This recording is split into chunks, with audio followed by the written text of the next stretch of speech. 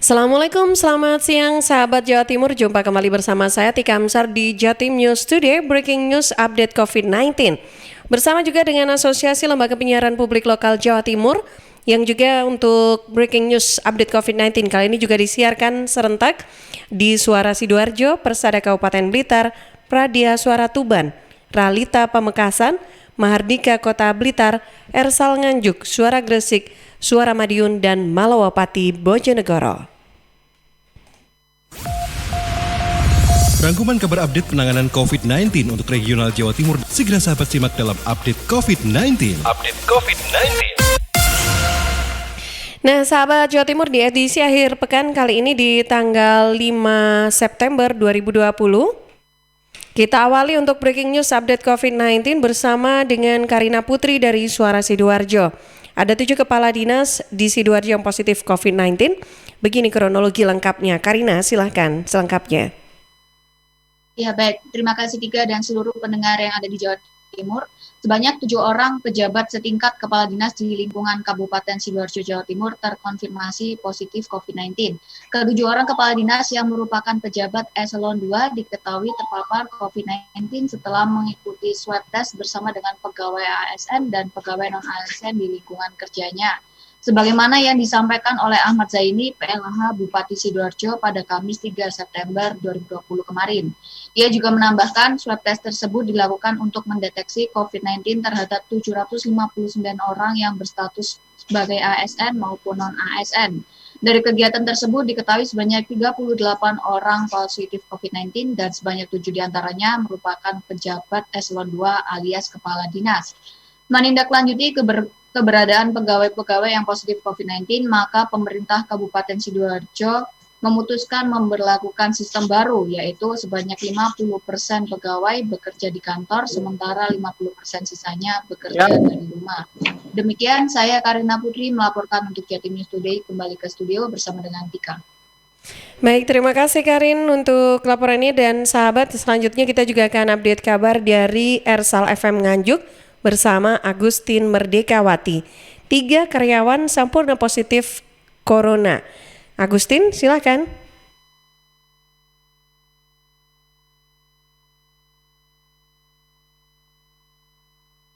Ya, baik Agustin, silakan dengan laporan selengkapnya.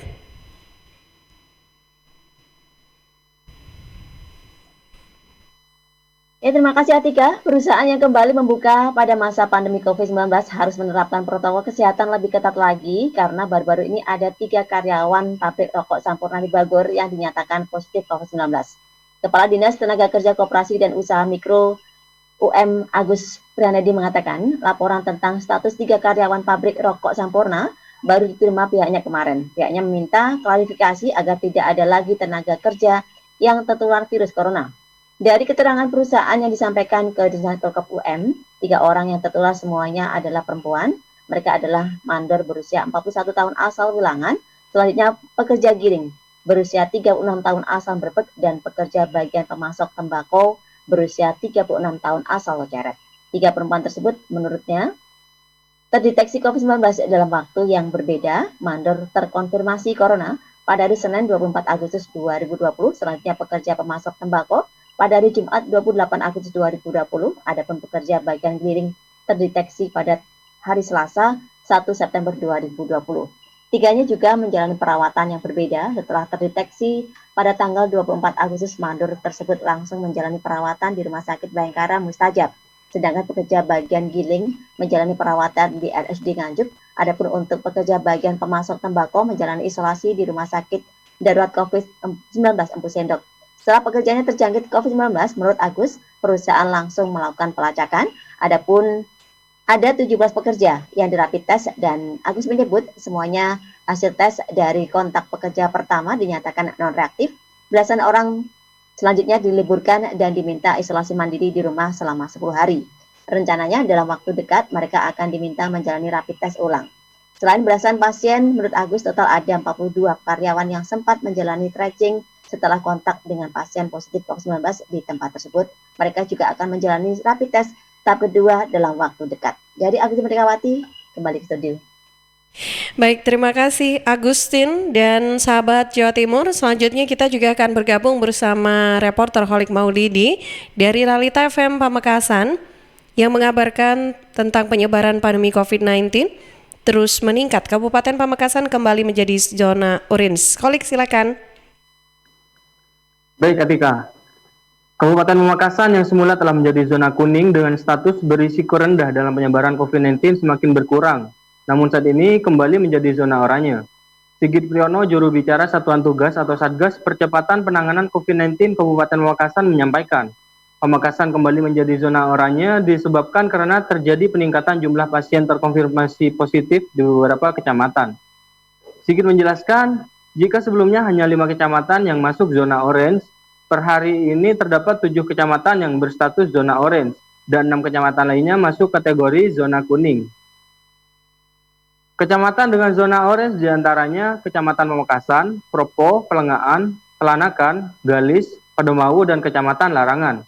Sedangkan kecamatan berstatus zona kuning diantaranya Kecamatan Pegantenan, Kadur, Waru, Pakong, Batu Marmar, dan Kecamatan Pasean. Informasi tambahan, berdasarkan peta sebaran COVID-19 di Kabupaten Pamekasan, jumlah suspek sebanyak 830 orang, diantaranya sedang dalam pengawasan 27 orang, selesai pengawasan 756 orang, dan meninggal dunia 47 orang. Sementara dari jumlah 278 orang positif COVID-19, sebanyak 22 orang sedang dalam perawatan. Pasien sembuh 240 orang, dan 27 orang lainnya meninggal dunia. Demikian Holik Maulidi, Realita FM menyampaikan untuk Jatim News Today. Kembali ke Atika Kamsar. Baik, terima kasih Holik dan sahabat Jawa Timur. Kita selanjutnya akan bergabung bersama Kiki Desilia dari Suara Madiun. 3 sembuh dan 2 konfirmasi COVID-19 di Kota Madiun. Kiki, silakan dengan laporan selengkapnya. Sahabat Jatim News Today, tingkat kesembuhan kasus COVID-19 di Kota Madiun cukup tinggi. Kasus sembuh bertambah 3 orang Jumat 4 September 2020.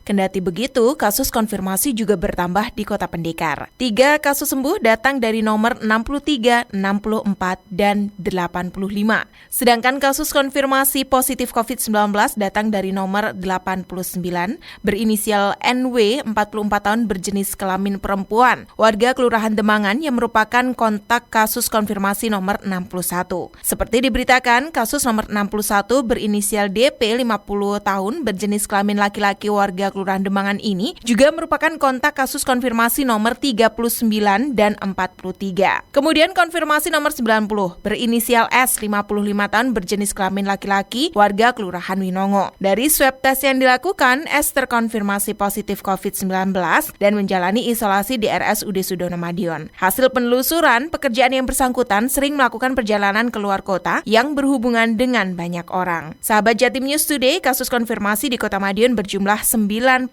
orang dan 61 diantaranya telah sembuh. 15 orang lainnya masih dalam perawatan, 11 orang isolasi mandiri di rumah, dan 3 orang meninggal dunia. Saya Kiki Desilia, Suara Madiun untuk Jatim News Today.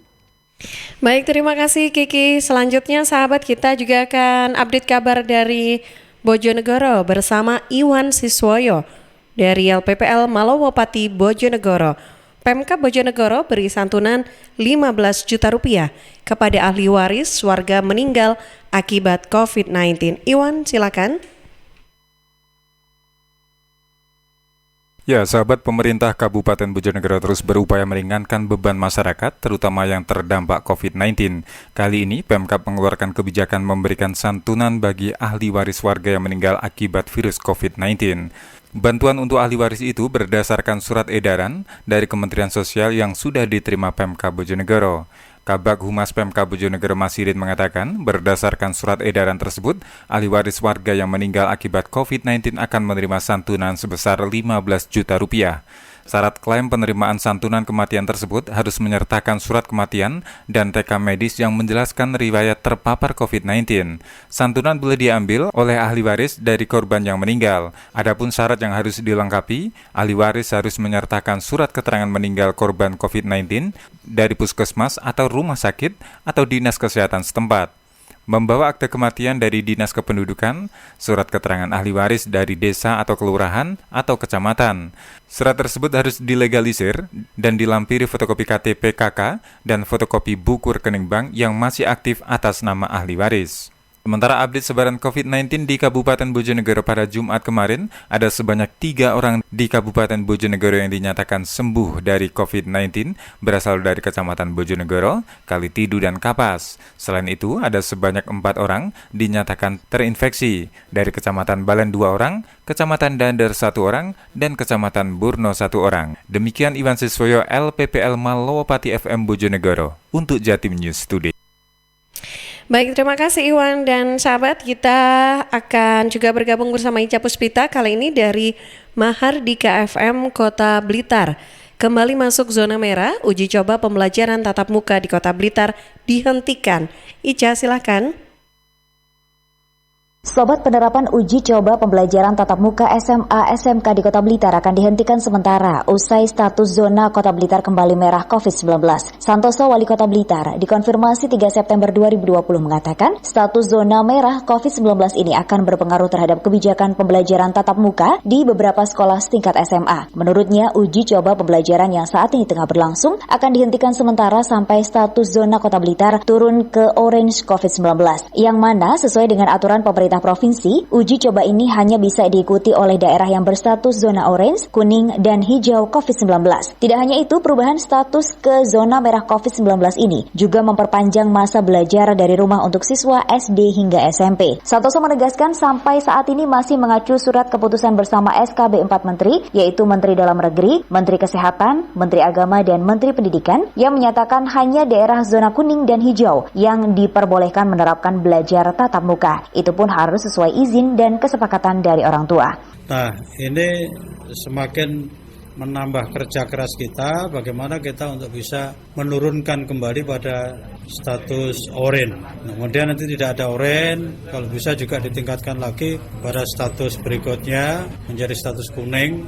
Karena dampaknya dengan status kita yang kembali pada zona merah, maka proses belajar mengajar juga menjadi tertunda lagi. Seperti diberitakan sebelumnya, Sobat, terdapat 24 lembaga pendidikan di Blitar Raya yang saat ini menerapkan uji coba pembelajaran tatap muka. 9 diantaranya berada di Kota Blitar. Ica Puspita, Baik, terima kasih Ica Puspita dari Mahardika FM Kota Blitar. Sebagai informasi terakhir yang bisa kita berikan untuk Anda, sahabat Jawa Timur, di program Breaking News Update COVID-19 Jatim News Today edisi kali ini, Anda bisa tetap ikuti setiap Senin sampai Sabtu jam 11:05 waktu Indonesia Barat yang disiarkan serentak di Asosiasi Lembaga Penyiaran Publik Lokal Jawa Timur, disiarkan di Suara Sidoarjo, Persada Kabupaten Blitar, Pradia Suara Tuban, Ralita Pamekasan, Mahardika Kota Blitar, Ersal Nganjuk, Suara Gresik, Suara Madiun, dan Malowapati Bojonegoro. Saya Tika Amsar dari Suara Sidoarjo, pamit dulu.